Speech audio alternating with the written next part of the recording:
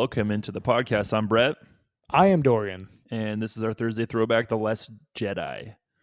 So let's talk about our first impressions of watching this movie. It's only a couple years old, 3 years old basically. Yeah. What did you think when you first saw it? So I remember liking this movie when I first watched it. I had some mixed feelings, but overall I liked it. I just remember being very surprised with like the twists and turns that it took for a Star Wars movie when I figured we were probably going to get like more of a straightforward movie. Right. And that was going to be more similar to Empire Strikes Back, which technically it is, but I didn't see the twists that happened in this movie at all. Yeah, no, totally. And I liked it too when I first saw it. I think it had some big wow moments for sure. Mhm. One of my best memories, I think this was the movie that you and CB were kind of late to. We were, yes. And that was because you guys were at the Dollar Tree and Tim bought everyone energy drinks and candy. Yeah. No, And I he snuck them in remember. his sleeves and pant legs. You remember for the Power Rangers premiere, Tim had those suspenders that he wore so he could like Yes. strap the energy drinks to his to himself Yeah. basically. Yeah, No, that that was was great. great. But yeah, no. So yeah, no, no. I mean, yeah, definitely some fond memories on the first watch of this movie for certain. Yeah. So how do we feel about it now? My opinion, I would say, has definitely changed. I'm not the biggest fan of this movie after, rewatching it a few times. I mean, that being said, it really does have some really good parts, some of the best scenes in the whole saga, in my opinion. But there's definitely some baggage that it has brought along with it. Totally. Yeah, I was really bored during this movie, to be honest. And I'll probably have to watch again to get like an actual like opinion. I was just kind of like so bored, I was done with it almost. Like Yeah, I already know all the twists. I think seeing it for the first time, it is a lot better movie. It is a lot better movie just because you don't see those twists that happen coming at all. Like you're like, right, wait a exactly. second. So when I first saw it, I was like, I think this ranked probably my top five. Now it's kind of my bottom, more my bottom spectrum, but um, Yeah, yeah, I'm kind of indifferent about it. I guess like it's there, it happened. I'm not mad that it happened. I'm just kind of yeah. like this is just kind of an odd movie to have in the sequel, the trilogy. Yeah. Now that being said, do you feel like this is the worst Star Wars movie that we have ever gotten, just because of just based on like the whole reaction to this movie on the internet and all that stuff here? No, I don't think it's the worst. Nah, I don't think so either. I don't think it's a good one. I think this is like okay, Yeah, in all honesty, but yeah. for sure. So you want to talk about the characters? Yeah, let's do that. So first up on our list, we have Ray. And so, just some obvious changes about this movie. She started out in Force Awakens, kind of, fresh face, just kind of soaking things in, trying to understand what life is like outside of Jakku and just this whole conflict that she got swept up in. Very reminiscent to how Luke was in A New Hope here. This movie, she is less humble. She's more conflicted just with like, how she wants to go about things on like whether or not Kylo can actually be redeemed, the whole ordeal with her parents. Yeah, And she definitely suffers from that hubris that Luke warned her about in this movie. She becomes very self-righteous, and she has like a very bad case of chosen one syndrome in this movie, where she feels like she has to do these things. And also just the fact that she is allowed to essentially like do like Jedi combat, Jedi force powers, and all this stuff with like still little to no training. right. Yeah, It's very, very similar to like how Luke is in Empire when he just mhm. kind of rushes off to go Doesn't save his friends in yeah Cloud City, and doesn't turns listen to out, anyone. yeah, doesn't turn out very well. No, it doesn't. Yeah, very similar situation, but Yeah, I agree. I don't really like Ray at all in this movie. I can't stand her character. Like she's like you said, she's super self righteous. She has a hubris about herself, and she just thinks she can fix everything basically. Um, Y- Yeah. and it's all on her basically. Like she has like a savior's complex basically. Um, and so yeah, I don't know. I just really don't like her in this. And something I was thinking about, I guess, about Ray's character was does the Ray cave scene symbolize anything with our foreknowledge? You Like know, I don't know. I don't you know know, if that means anything anymore, other than it. I yeah, think it was maybe playing on a fear she had, like that she was alone. yeah, And that because I think Kylo was talking to her before, like you're nobody basically, yeah. I and mean, maybe that's like her fears coming to fruition because it is a dark side cave. It's not going to tell her these amazing things, right? Like it's a dark side entity. sure, yeah. I mean, yeah. It's I the don't upside know. down. Let's be Well, real. well, right, but even like the Dark Side Cave and Empire told the truth. It just did it in like an indirect way when like Luke fought uh Vader. the Vader illusion or robot, whatever that was here, Yeah.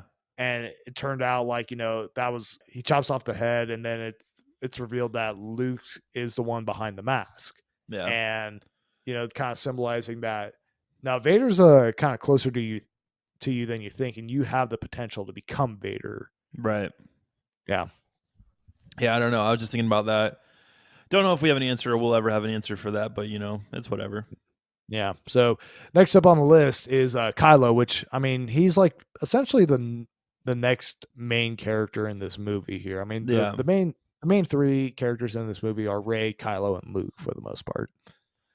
But Kylo is just still more conflicted, if not even more so than the last movie.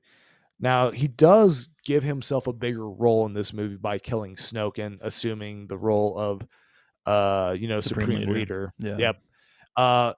But one thing that I noticed is like they did not deliver on the promise of him completing his training from the Force Awakens. Right. Like Yeah. there was nothing like to really push him towards that at all, and he doesn't evolve into the full on bad guy that I felt like that they were initially trying to push him towards, like in the Force Awakens, when the obstacle of like him killing his dad was going to be what pushed him off the deep edge, or what was holding him back here. So, but Yeah. Yeah, he doesn't really change at all. Like, yeah, he still throws his tantrums like in the elevator after he met with Snoke, and he's yeah, punching and he destroys his helmet basically. yeah, And then high waisted pants are all the rage in space. yeah. Now, quick thing about that helmet. So, why does Snoke have such a problem with it? Because he's part of the Knights of Ren, which all of them wear those helmets, or like some type of mask or something here, I so don't I don't know. I think it's probably mainly to be more symbolic of I don't know, yeah. honestly. Probably just so we see his face more. I mean, Maybe Adam probably. Driver was sick of wearing a helmet. Well, but then he had to wear it again for Rise of Skywalker, but yeah, Yeah, he I did. don't know. So I don't know, to be honest. I think maybe Snoke thought he was just trying to be too much like Vader, not enough of his self, basically.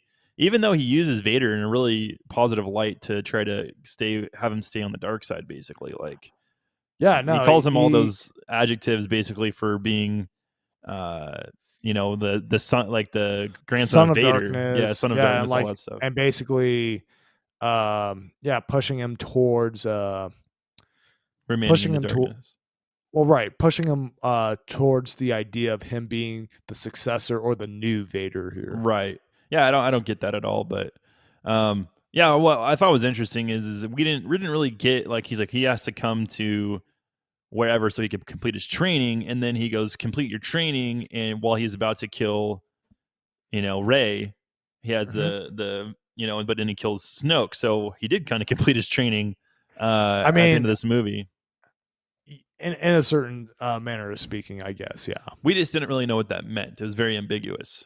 It was very ambiguous here, and I mean, I mean, at least like when I first watched Force Awakens, I initially took that as like, okay, so Kylo Ren is actually going to be actually kind of a baller in the next movie where he is like more advanced and further along in his training to the point where he can, you know, fight a girl that never held a lightsaber before and actually Right. win, Well, or and he even you know, brings that be up. I mean, Snoke or kind of hits him with that. right, exactly, Yeah. and and even and even just the fact that he would be more of like a villain rather than just like a kid trying to like just lashing out type of thing. Right. Yeah. Yeah. I don't know.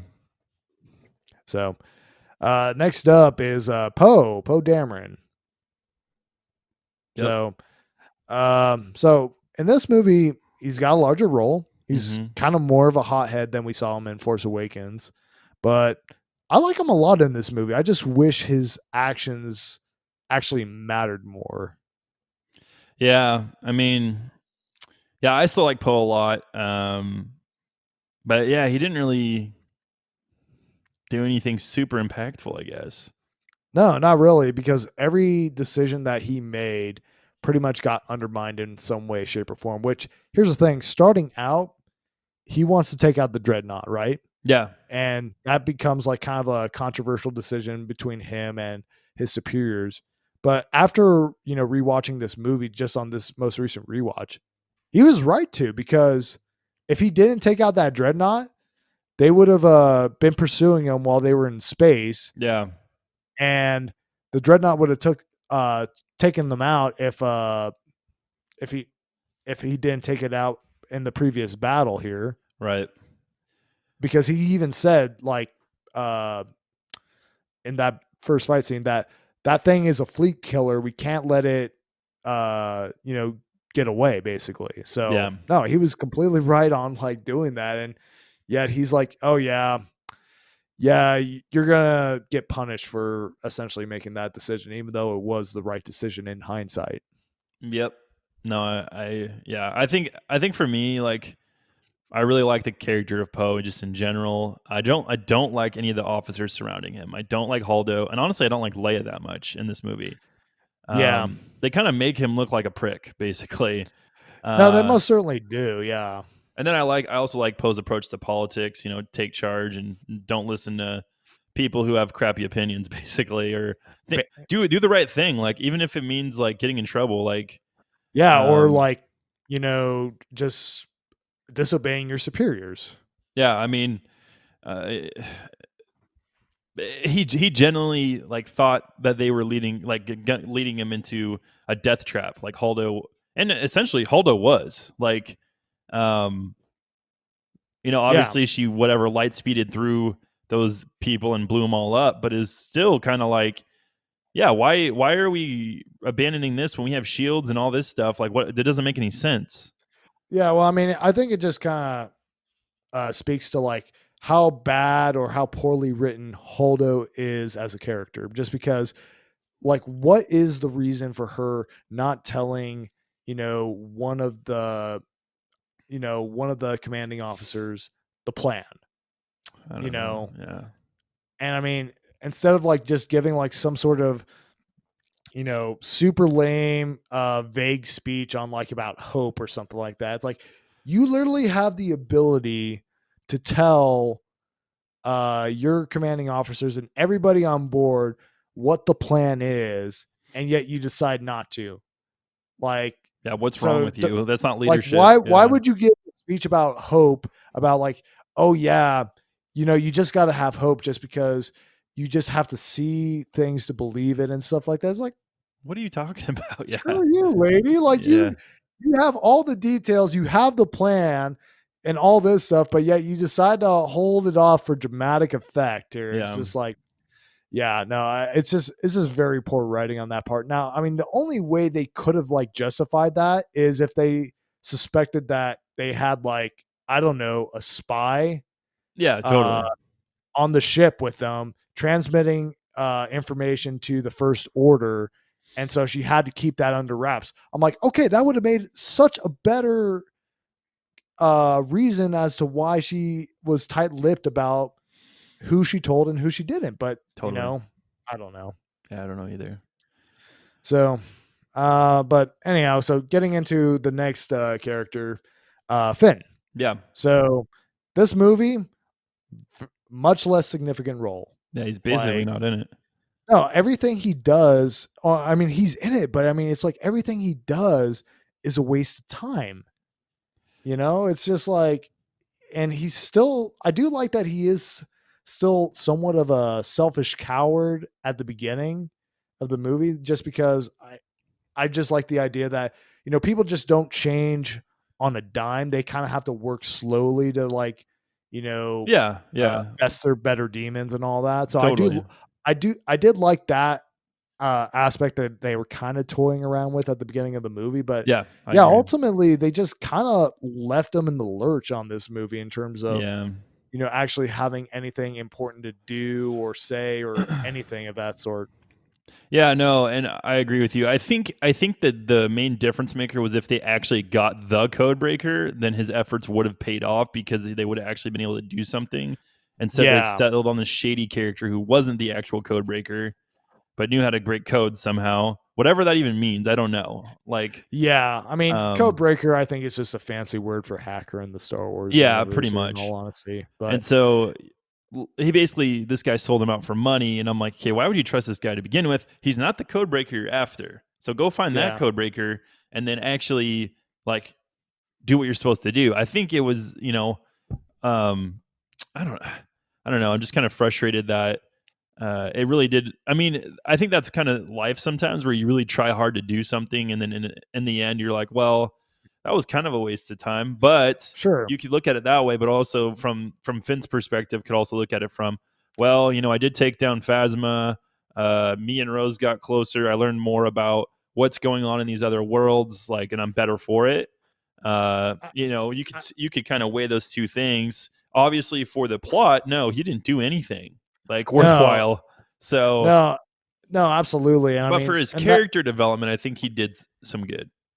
I mean, character development wise, in terms of like, evolving him a little bit more as a character, yeah. I mean, I would say, he definitely had a little bit of he did have like a little bit more of like revelation in terms of like understanding how the galaxy works a little bit more and just like where like what his place or where he belongs in the fight here. But yeah, I mean, it's just and well, speaking on the whole you know failing at the mission, failing at this thing or that thing, and because there's like a lot of like failed or botch attempts on the rebel side in order to like actually do that or like do something in this movie. And that's like the majority of the movie is like Yeah, a whole bunch of botched plans basically, which I understand. You don't want to just like have like the hero succeed at everything, just because quite frankly that would be kind of a boring movie and they have to have the odds stacked to get against them. always. And They always do. but that being said, it's like you don't want to waste the audience's time, which I felt like this movie did a lot of. Yeah. Yeah, for the most part, yeah, I agree. Yeah.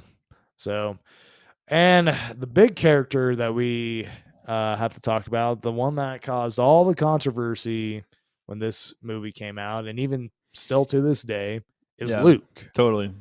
Now, obviously, this is the character who has changed the most from the last time that we actually saw him in an actual acting capacity, non-cameo capacity. Just because Force Awakens doesn't count because No, that was a cameo. He didn't say anything. right. But in this movie, he's apathetic. He lost his way. He's unable to live with his failures. He goes to an island planet essentially just to die here and just be retired for the most part. Hmm. And I don't actually mind his character in this movie all that much, to be completely honest with you. Just if we were just going based on um, kind of like surface level or looking at it like on the surface, Hmm. I do like the hero who has lost his way storyline. I think that is an interesting storyline to explore, especially for somebody who for like a character as iconic as Luke that everybody grew up with here. But I think the major problem with how Luke's story arc came about in this movie is by the time we get to see the Luke Skywalker that we've always wanted to see, which is Jedi Master, baller Luke Skywalker, basically like how he was in Return of the Jedi, except times 10. They they kill him off. Totally. And we don't get to see that. No. Yeah, and I'm kind of torn on the character of Luke because I understand both sides. I don't mind him. I don't necessarily like how he was portrayed, but then Sure. again, I'm not the writer. I didn't write Luke. The fans don't get to write characters the way they want to, if that makes sense. Now, Yeah. a lot happened to him, and I think if something like that happened to me, I would obviously probably take a similar approach to Luke potentially. Yeah. I mean, I think maybe one of the issues with like Luke in terms of like why people were so hard or harsh on like accepting like how his character was the fact that they went like very specific on like how he or went into very specific reasoning about like why he had to exile himself here was because he for a brief second was considering about killing his nephew here because he was going to turn, which I think if you went with like a little more vague approach a little bit or like left it more to the audience's imagination and Mhm. like just done that, it might have been accepted a little bit better. I don't know, hard to say. It's really hard to say because I mean we don't know, but Luke, I believe, is like a hard character to approach for a movie like this because, Yeah, like, how would you fit him into this storyline? Like this all powerful Jedi, like you have to recruit, and he comes back and he just wipes everyone out. Like, sure, okay, cool, but that doesn't really do anything for these new characters. sure. You know, Well, I mean, and yeah, and obviously it's definitely very meta when he's like talking about it here, totally. saying like, what do you think I was going to happen? I was going to like pick up my laser sword and like march in there and take down the first order and all that. It's like, Which he and I mean, does, but doesn't do actually. yeah, exactly. Which, it's like when he said that, I'm like, yeah, I kind of actually want to see Yeah, that in the yeah, third totally. movie. Like, do you mind? Yeah, You know, honestly. Or but at least like there could have been a battle maybe between him, Snoke, and Kylo, and the guards or whatever. Something huge that would have where he would have to give himself up in order for the others to get away. Kind of a similar to Obi-Wan. I think that would have been kind a of, cool parallel of Luke to Obi-Wan. Because essentially he does that with Kylo because he uses all his, I don't know, like I don't even understand how he dies, but um yeah. Well, he basically, he could have just showed up if that's really what yeah, he was gonna do. Is he knew he was gonna die, then yeah. could just show up. At least give us a lightsaber battle. You didn't touch lightsabers with anyone Not once this movie, not yeah. once for this whole trilogy, like the whole new trilogy. And I'm like, that's the biggest misstep I think in Star Wars is not having Luke at least try to be Luke. Yeah, Like there one. should have been a revenge, like some kind of fight between Luke and Kylo. There should have been. No, there absolutely should have been. And also, I personally think, I think they should have killed Luke off in the third movie, not this movie, because, and what they should have done if they actually had half a brain and actually planned the trilogy like they honestly should have, Mm-hmm. was have Palpatine be revealed to be alive in this movie as like kind of like a setup here, and then Luke, Ray, and Kylo, or like Luke and Ray has to confront Kylo and Palpatine here, and that way you have like somebody who's like on the level of Luke on the dark side here, Right. That and would have been then you cool. have like Ray and Kylo who are basically on the same level. Would have made a lot more sense here, and I felt like we would have gotten a better movie out of it. But you Probably. know, Yeah. woulda, coulda, shoulda. Yep. All right. Let's talk So, about what we did like about all this right, movie. well, like I said, there are some good scenes in this, and and some of them are really, really good. So, starting off the beginning action scene with the bombers and like taking out the dreadnought, I think is actually a pretty dope scene. Yeah. Granted, like people have brought up the fact that the bombers should not be able to drop bombs in space just because there's no gravity in space here. Yeah, But no, that makes it, sense. it's Star Wars. You can do Yeah, whatever the frick you want, basically here. yeah. Maybe they had a propulsion Uh, system on them. well, and also you just gotta figure out the fact there's gravity on that ship or on the bomber ship. Sure. You, So they're you just know, following that trajectory, basically. yeah, like it's using the momentum or the trajectory from that here. But uh, one thing on that, so last week when we talked about Force Awakens, I mentioned how okay, does the Resistance not have like a ship that's like good enough to like or like a more powerful ship to actually like do damage on Star Killer's base that they're Yeah. trying to like destroy in order to blow up the planet here and destabilize the core. So apparently they have these bombers. Yep. Where were they? Like that Good I feel like question. that I feel like that would have been very handy to have Yeah. during that time here. And I get it that these things were probably not even thought of until this movie, Yeah. but it's still Would have been it's still helpful. kind of it would have been helpful, yeah. Yeah. But the force bond that is introduced in this movie, I think, is actually a pretty cool concept and a pretty cool quote unquote force power. I mean, it's obviously expanded upon in Rise of Skywalker to the Mm-hmm. point where they're having fights in two different places here. Mm-hmm. No, I did like that aspect of it, and also allowed some needed screen time between Rey and Kylo Ren for like actual dialogue and conversation. And then I do like the one scene that Luke actually trains Rey, where he's telling her to like reach out and feel the Force, and she literally reaches out, and so he just kind of trolls her and like has that palm frond just tickling her on the hand, and then just Yeah. slaps it. I actually did like that scene, I decent amount thought here. it was kind of cheesy, but you know. I mean, sure, but and I mean I think the big showstopper for a lot of people in this movie, and for good reason, is the throne room scene. Big time. It's Big time. it's the best fight scene in the sequel trilogy. It's not even close. Like there's nothing on that level. Even though like the fight choreography does have like some dips in quality at some certain points during that fight, it's still, I would probably say, in the top 10 Star Wars action scenes probably. Right. Yeah, I agree. So um and the Holdo maneuver, it's cool. It's a little too OP. Like it should have probably just taken out like, I don't know, maybe like one ship. Not all of them. And it still doesn't make a whole lot of sense in terms of like No. how we've thought of like light speed in the Star No, Wars because universe. freaking Hans takes off out like through a ship in the last movie. I think the hangar bay door was open when that happened. Wasn't there a monster right there? There was a monster on top of it, but like the hangar bay door was open. That's why he was able to get out of there, I think, I is don't how know. it I don't. happened. I don't But think the logic's there, but you know. I mean, no, the logic is definitely inconsistent just because in the first movie, Han's talking about how he's got to make his calculations for the jump to light speed just right. Otherwise, they're going to wind up in like, a star or something like that. Right. So, uh, Crate, the planet that the Resistance and Luke make their last stand on, is actually a pretty cool planet. Like I Yeah, would they got have, Pokemon on it. yeah, like the Crystal Foxes are really dope.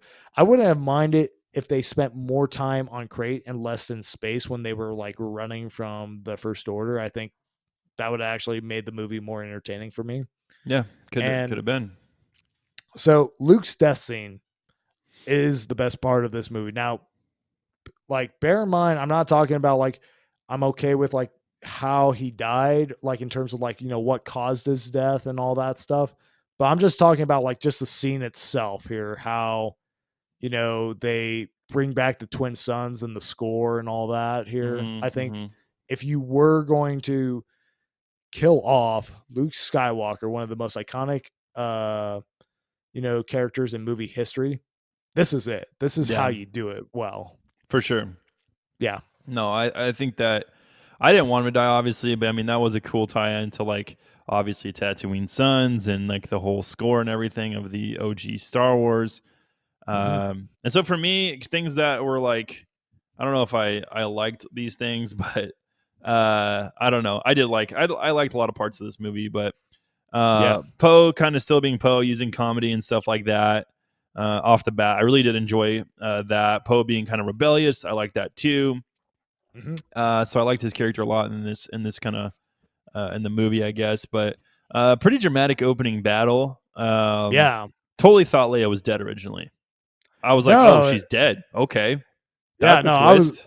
I was shocked by that one here too. Then Yeah. when she goes full on Hogwarts / Yeah. Superman, I was like, Superman, Mary Poppins, yeah, I whatever was you want like, to put in there. I just did not like that at all. I thought that I was. mean, definitely kind of got. Yeah, definitely cheaped out. My wife was Shock like, so value. can you use the Force to change temperatures and And like like survive the in the vacuum of vacuum of space and space? all that Yeah, and I stuff. was like, Which, I guess you can.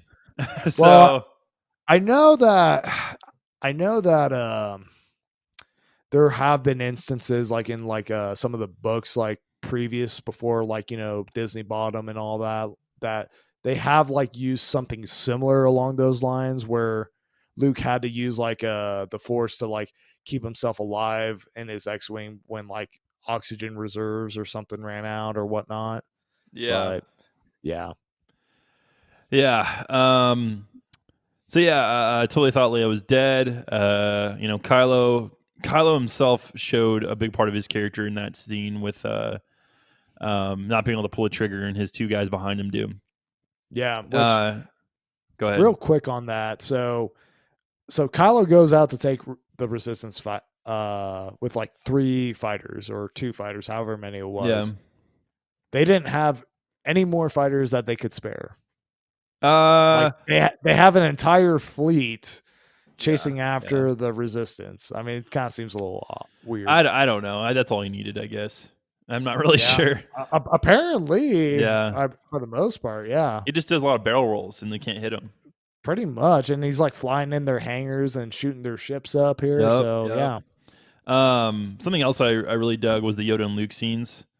But it also brought up a lot of questions of how powerful are Force Ghosts and why haven't they intervened yeah. before? No, that creates a lot of problems and plot holes and all that. Now Obi-Wan did say that in Empire that he could not intervene in his Luke's fight against Vader, which I mean that still hasn't really been like expanded upon as like, okay, does that mean you can intervene in like some cases, or does this mean that like you're completely hosed here? Like, you can't do nothing, period. You can just only be seen and heard. Yeah, I don't know. Well, I don't think we'll ever know. Yeah, So probably not. I just thought it was cool. It showed the power the Yoda still had. I really like the design of the ships in this. Like I liked the dreadnoughts. I liked the new gorilla walkers. I thought that and then Kylo's ship I thought was cool. Like I like the design of a lot of the ships and sets and all that stuff. I thought was really awesome. Yeah, no, they got some actually decent. Like the art team on this movie is actually, they did a good job. And especially create like the red sand compliment I thought was awesome. Yeah, Now obviously that's super reminiscent of Hoth to me. it That is. fight. Yes. And I think they did a good job of kind of invoking that, but still being different. Yeah. And then I love the back to back with Raylo and Raylo. Basically, that's what I'm going to call Yeah. him in the throne room. Ray and Kylo Ren after Kylo kills Snoke, and they go back to back. I just got chills. I remember I was like, oh my gosh, this is nuts. And then they Yeah. fight off all the Praetorian guards, and then then they for whatever reason explode a lightsaber, which I still don't get. Yeah. Well, I mean, we'll talk about it a little bit more in depth, but I think this is kind of going with one of the themes of the movie where there's like, out with the old, in with the new here. Yeah, yeah. Yeah, Uh, I think just ultimately, I think that was supposed to be like, the Skywalker legacy and like, holding on to the old things. That was supposed to be something that was supposed to be symbolic of saying like, you need to let this go. You need to move past this here and build right. something new. And I'm like, shut up, Ryan Johnson. Yeah. Um, but yeah, I mean, I like the whole throne room scene. I thought it was really cool. That twist was insane. Where Kylo actually kills him. Yeah. Um, I, you yeah, know, no, I honestly thought, like, first watching it, because obviously they tee it up that Kylo is planning on betraying him, like, as you see use the Force to turn the lightsaber towards Snoke here. But I didn't think Kylo would actually manage to like do it. I figured like Snoke would have Stopped caught it. on before it happened, but no, He did not. he did not. So, um, yeah, but I think other than that, those are kind of the big things I liked. I'm still really uncertain of a couple of things in this movie, so I won't talk about those. But yeah, I mean, Sure. there's a lot to talk about, a lot of good. So let's talk about what we didn't like. All right. Well, I would say first off, kind of starting with the beginning of the movie, the First Order being operational like 5 minutes after Star Killer base has been destroyed doesn't make a whole lot of sense to me No, here. no, it I doesn't. mean, you basically lost your chief base of operation, and the rebels just won. Technically, they shouldn't be like as on the run like this, like just this quickly after No, it. yeah, I just think they were just trying to pick. They were just so focused on picking up like right after where Force Awakens left off that it actually detracts from the movie than actually makes it better. The humor is not as good as it was in the previous movie. Like the humor was, wasn't half bad in the last movie, and it was actually kind of surprising, like decent it actually was. But this one, right. I feel like they were relying a lot on like the porgs, which there is an overabundance of like porgs getting screen time in this movie. Too much. Yep. So yeah, to the point where it's like, okay, now they're just annoying and they're just creepy little bird hybrid things and all that. So Yeah. Luke's first scene, I think, Yeah. just Straight it, trash.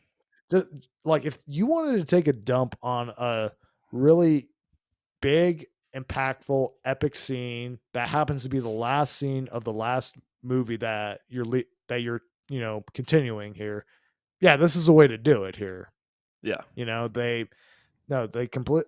I think they completely missed the mark by doing that. But this movie gets unapologetically meta here. You have like Luke saying like, oh, what did you think was going to happen? I was going to take on the First Order with a laser sword and stuff. And then there's that speech that Kylo Ren gives to Rey in the throne room after it's revealed that her parents were no one. Basically, he says like, you're nobody in this story. You're nothing. Like, Yeah. kind of like basically at that point you're talking to the audience, and it's just like, okay, it's like if you're trying to be meta about something, don't be so like over the top with it, especially for a Star Wars movie. I just don't think it's a really great fit here. Yeah. No, I agree. Yeah, and then just the pacing of this movie Not is great. just no, it's not great. I mean, it starts off pretty well at the beginning, with the battle at the Dreadnought and all that, and then once as like the throne room scene happens, it picks up at the end. Hmm. And then you have the battle on Crate and all that stuff. Like actually, more interesting stuff actually starts happening. Yeah. So, and then Phasma is still overhyped, and I just don't understand why she was given like or attempted to be given like more bigger role if this is all you were just going to have her do or be a part of here. I mean, granted, I yeah, don't know. better role than she had in the first movie of this sequel trilogy, but still not like the character that you've hyped her up to be here. No, not at all. And quick side note, so Phasma's armor, is that Beskar steel that she's wearing? I think it has to be.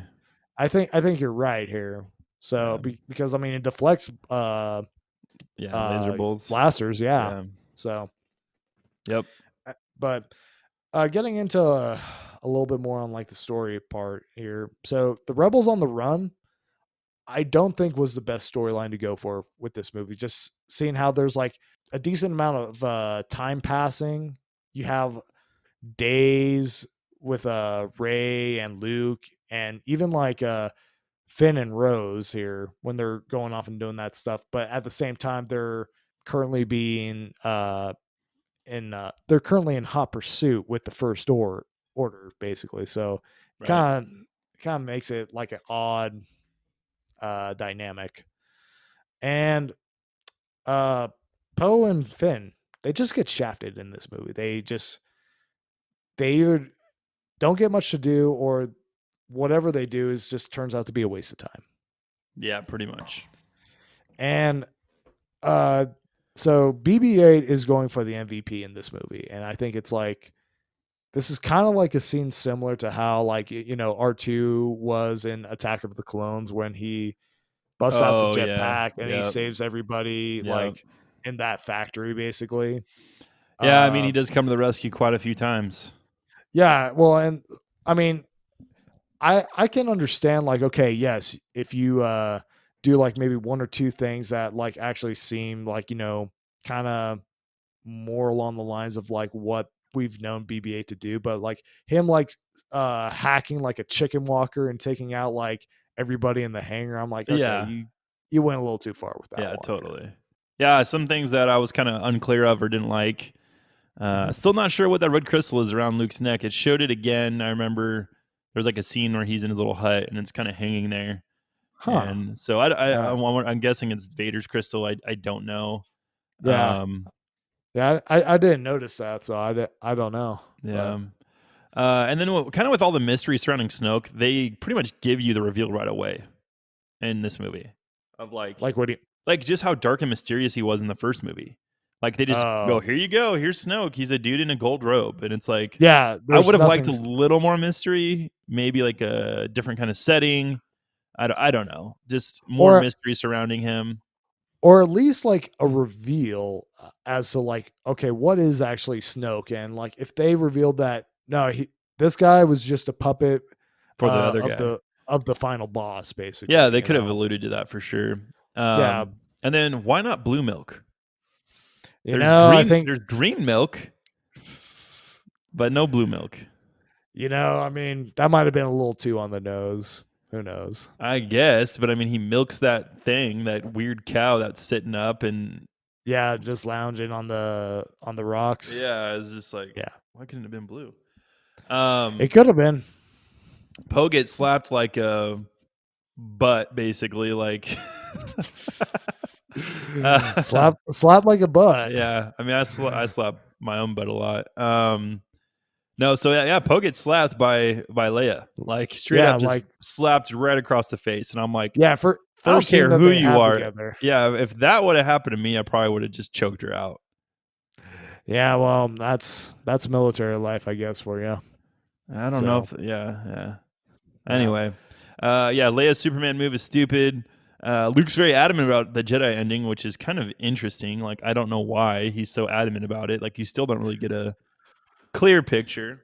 Well, he says like the whole like Jedi, Well, the attempts of the Jedi have been like just results in failure. It's like, right, okay, buddy, but you kind of brought about like roughly 30 years of peace to the galaxy, and also not to mention beforehand, the Jedi yeah, Order hundreds kind of of years, maintained hundreds of years. So in the grand scheme of things, you're kind of looking at the small picture here. totally.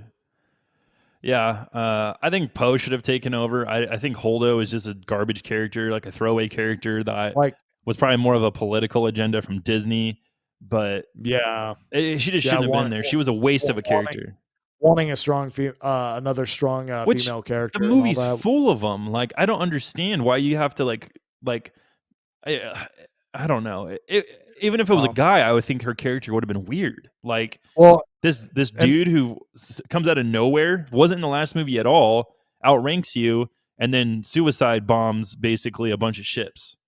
right. I mean, and no, that's the thing about it is like, this is Star Wars. We have the original, strong female character in Princess Leia here. I mean, she has basically become the template for pretty much every and any strong female characters in any movie, period here. Yeah, And the fact that like, okay, yeah, let's put this one, let's do another one, but let's just make her like really poorly written and all that. I mean, if she turned out to be like a spy for the First Order, I mean, yeah, it would have made a lot more sense or Totally. something like that. Or Totally.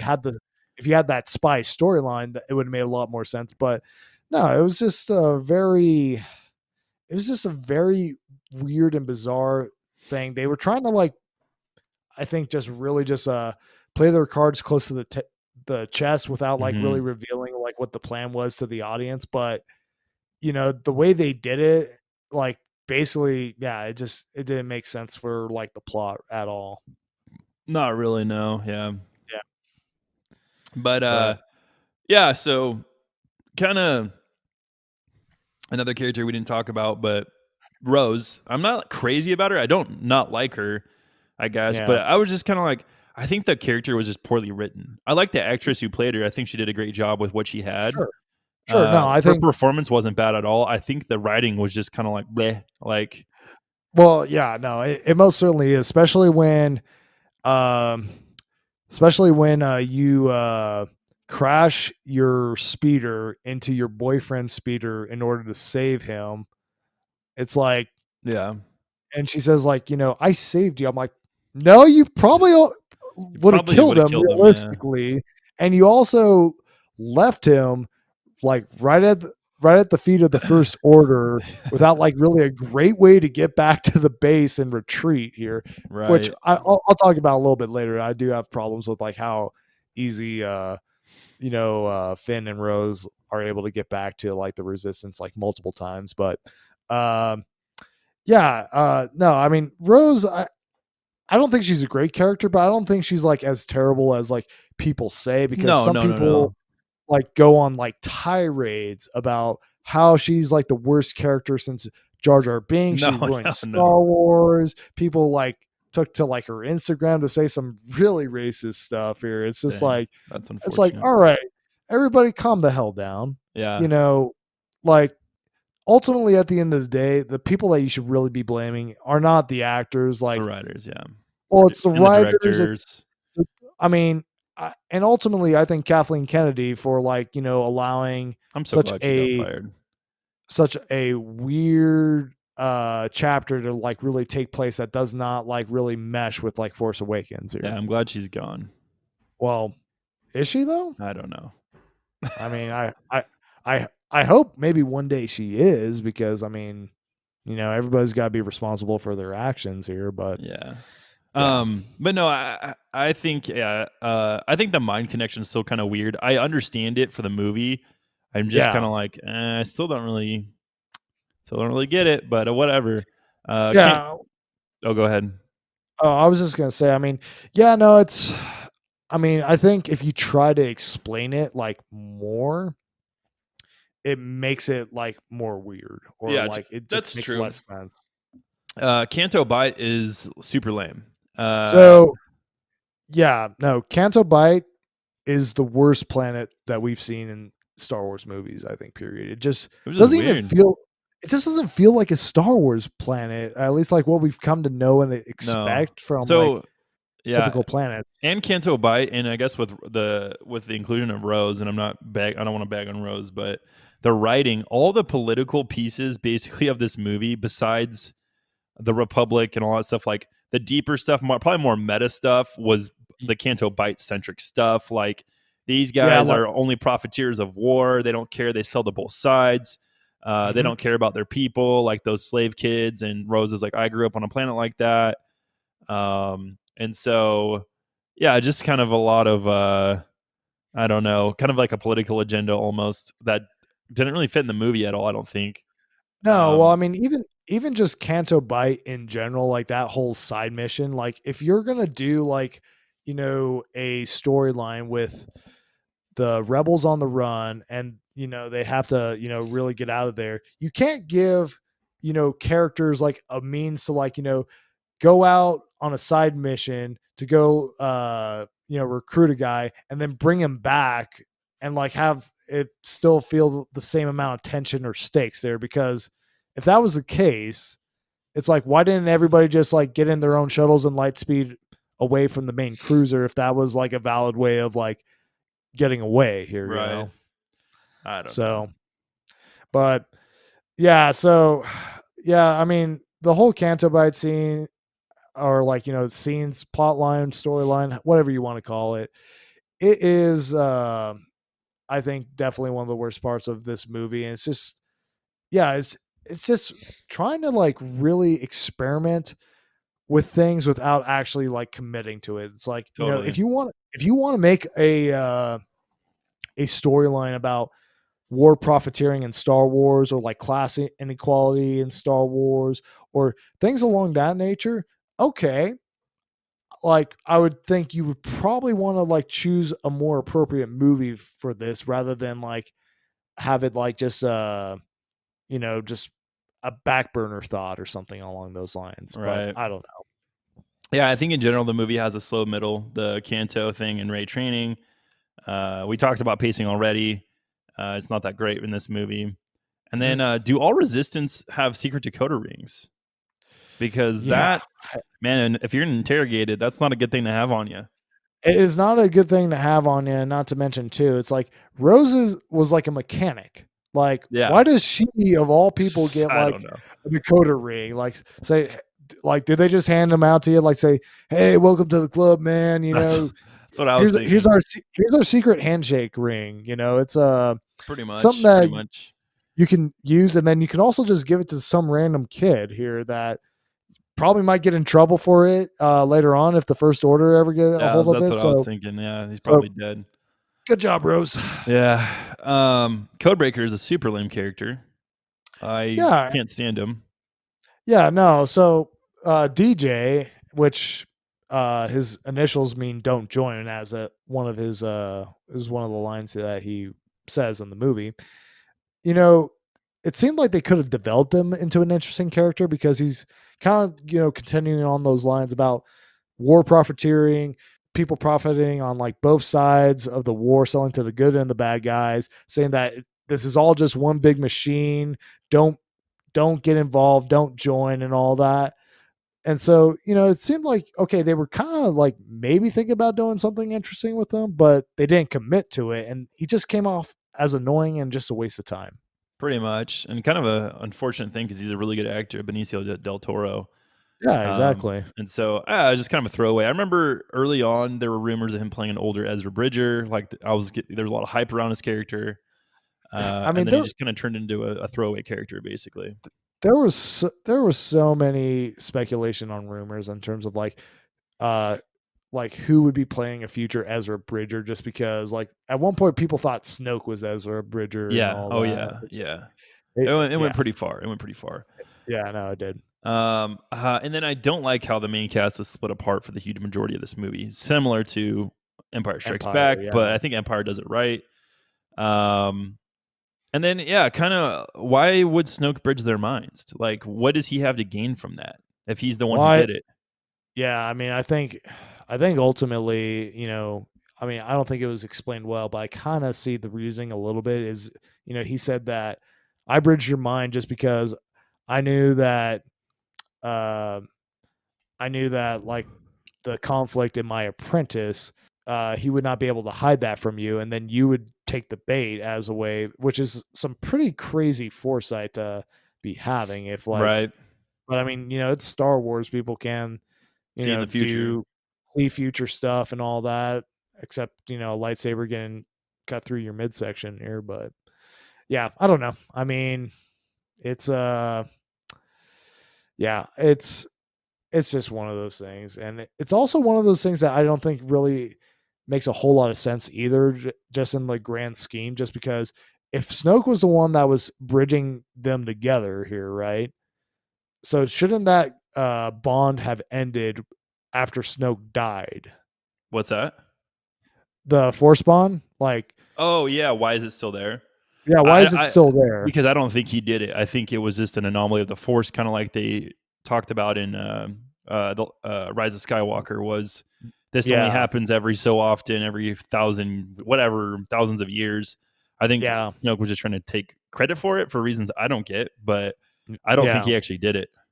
Nah, yeah. I mean, no, it would make more sense, I guess, but whatever. Yeah. But a couple other things that I didn't like about this movie. So, there's that brief scene where uh Rey is fighting Luke because she's mad at Luke for not telling her the complete truth here. And Luke loses that fight. That Yeah, he does, which is ironic. like no, It wouldn't happen. it wouldn't happen. Come on. I Yeah. mean, let's be real.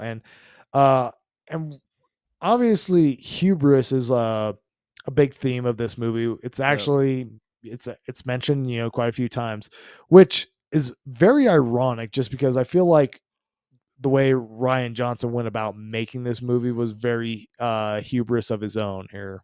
Yeah. No, Um yeah, it was definitely. so and then uh this movie mixes like essentially Empire Strikes Back with elements of Return of the Jedi. It's not as original as some people might think it is, and it's definitely the most original of the sequel trilogy in terms of that, but it's definitely you can definitely see the the parts that it borrowed to make this movie. Yeah. And what else we got here? So the Walker fight scene that they had that was basically on Crate, kind of supposed to be the new version of the Battle of Hoth. That was just kind of a meh fight. I mean, it Hmm. wasn't. I don't think it was super memorable here, in all honesty. And then getting to like the final confrontation between Luke and Kylo Ren. Luke should have been there. Yeah. I mean, if he was going to die in this movie, he should have been there. And the fact that he was just a distraction is just lame. It just, Hmm. you know, that's how he goes out. It's just like, oh, I'm just gonna be a distraction, basically, Yeah. for you guys to get away here. And should have had a green lightsaber instead of like The blue going one. with Yeah. the blue one. Exactly. And I mentioned it earlier, and I'll say it again. The big crime that this movie commits is we don't get to see Jedi Master Luke Skywalker that we always want to see. We kind of got robbed with the we got robbed of that by having him get killed off in this movie. And like I said previously as well, a big theme of this movie is a lot of talk about out with the old, in with the new. It's like, well, no, we actually like the old stuff. That's the reason why we came to see your movie. So, yeah. Yeah. I mean, yeah. I mean, Ryan Johnson's supposedly a huge fan of Star Wars, so it's kind of Yeah. a crime as a Star Wars fan to make something that kind of throws all of it away.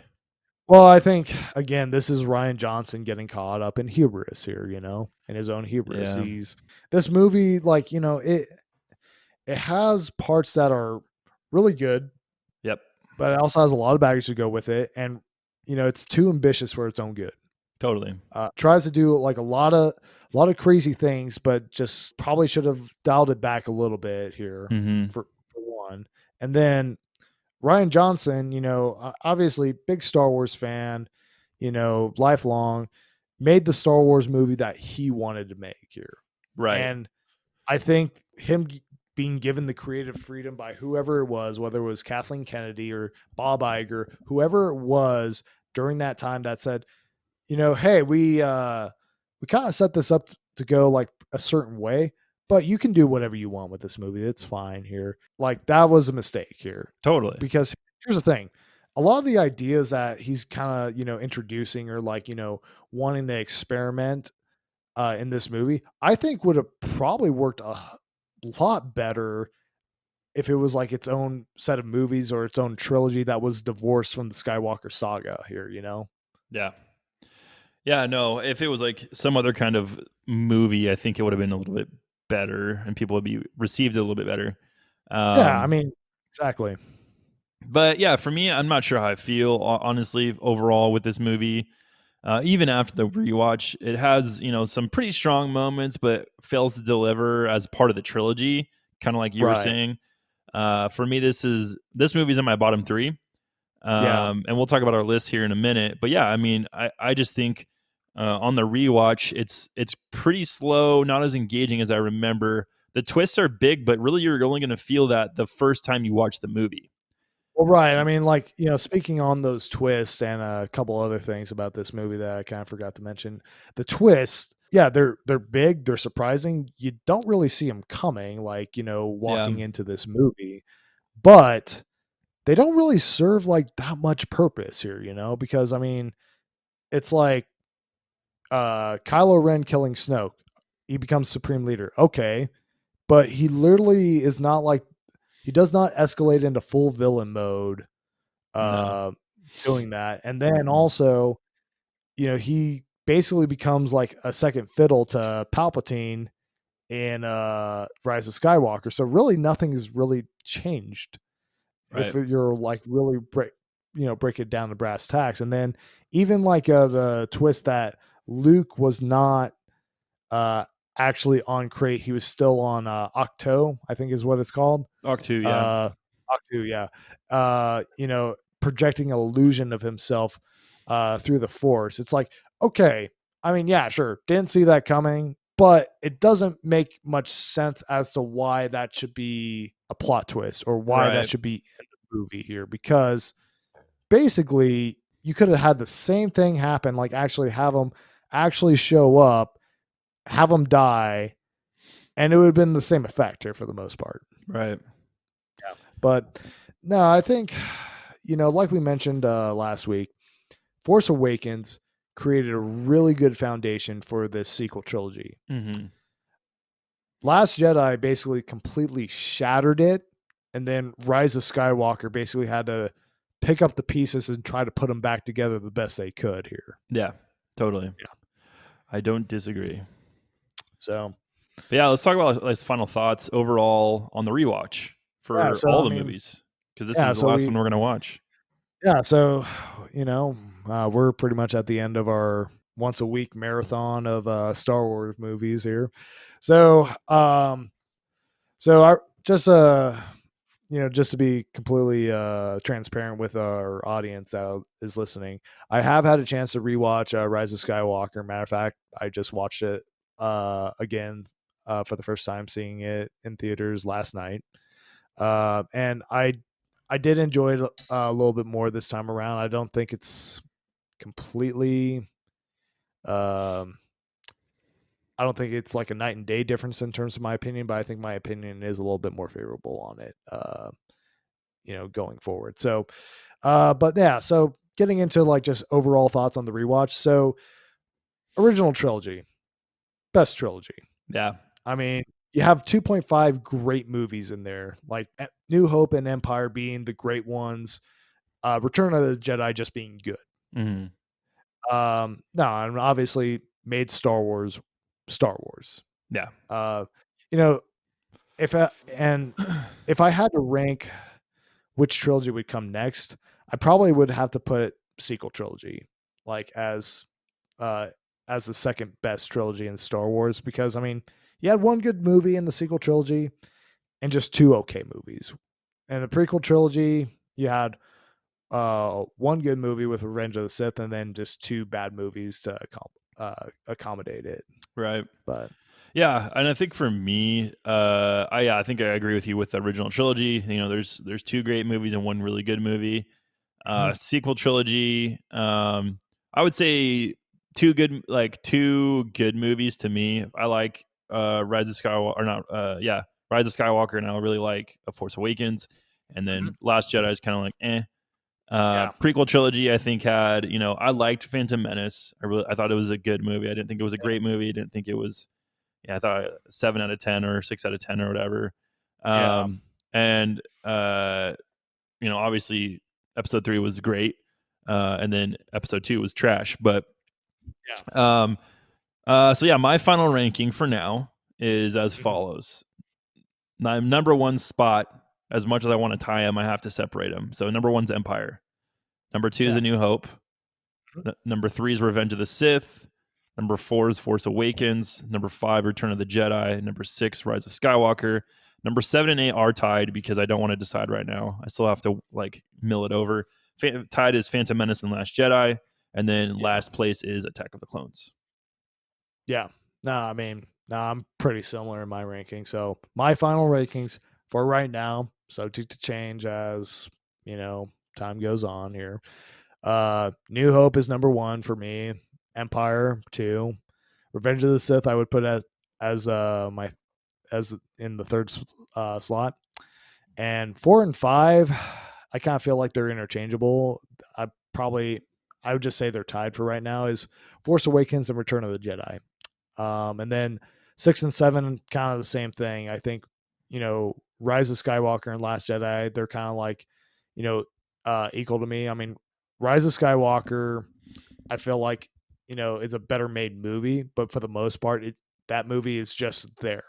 It's not doing like anything particularly good or particularly bad at the same time. Whereas Last Jedi is doing, some stuff that's really good, but it's also doing some stuff that's like, not great at all here. Right. Yeah. So, but I probably would give the edge to Rise of Skywalker if I had to choose between one or the other.